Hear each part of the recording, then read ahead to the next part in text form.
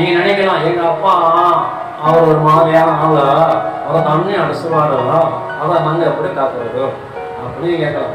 அவர் சில அறிவை வச்சிருப்பாரு ஆண்டவர் எங்கேயோ ஒரு இடத்துல, அதை தான் நம்ம கவனிக்கணும். ஆமா, அப்பா பதத்தையே கேட்கறதே கிடையாது. சில பேர் அப்பாவை பெரிய மதிக்கிறதே கிடையாது. சில பேர் தகப்பனே கொஞ்சம் கூட மதிக்கிறதே கிடையாது. அவரா அவர் எங்கேயாவது போயிருப்பாரு, அவரா எங்கேயாவது உருண்டுட்டு இருப்பாரு, எங்கேயாவது கலந்துட்டு இருப்பாரு, அது எங்கேயோ போயிடுச்சு, காலைல போனது சாயந்தரம் அப்படின்னு சொல்லுவாங்க. சில பேர் அப்பாவுடைய போராட்டத்தை பிள்ளைங்க கேட்கணும். வேதவசனம் சொல்லி தகப்பனின் போதகத்தை கேட்காத பிள்ளைங்க சமுதாயத்தை நல்லா வளர முடியாது. அப்ப சொல்றேன், அப்பா போதகத்தை கேட்கணும். அப்பாவுடைய தப்பான போதகத்தை நம்ம கேட்கக்கூடாது. சரியான போதகத்தை கேட்கணும், ஞானமான போதகத்தை கேட்கணும், அறிவுள்ள போதகத்தை நம்ம கேட்கணும். நம்ம நடுவில்